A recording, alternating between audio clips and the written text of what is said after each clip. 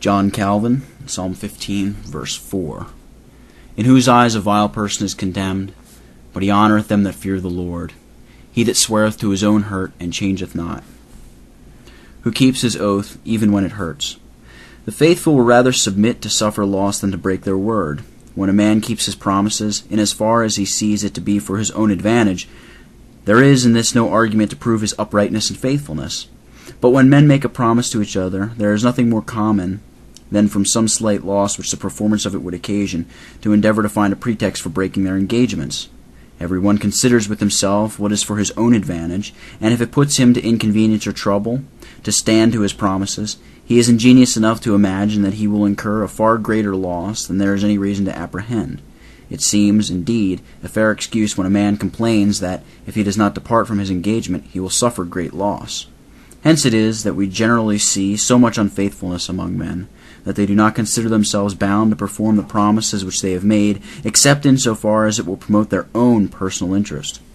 David, therefore, condemning this inconstancy, requires the children of God to exhibit the greatest steadfastness in the fulfillment of their promises.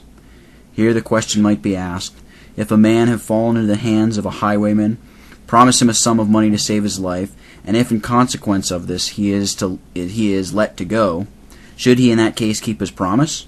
Again, if a man has been basely deceived in entering into a contract, is it lawful for him to break the oath which he shall have made in such an engagement? With respect to the highwayman, he who confers upon him money falls into another fault, for he supports at his own expense a common enemy of mankind to the detriment of the public welfare. David does not impose upon the faithful such an alternative as this, but only enjoins them to show greater regard to their promises than to their own personal interests, and to do this especially when their promises have been confirmed by an oath. As to the other case, namely, when a person has sworn from being deceived and imposed upon by wicked artifice, he ought certainly to hold the holy name of God in such veneration as rather patiently to submit to loss than to violate his oath. Yet it is perfectly lawful for him to discover or reveal the fraud which has been practiced upon him, provided he is not led to do so by a regard to his own personal interest, and there is, besides, nothing to hinder him from peaceably endeavoring to compromise the matter with his adversary.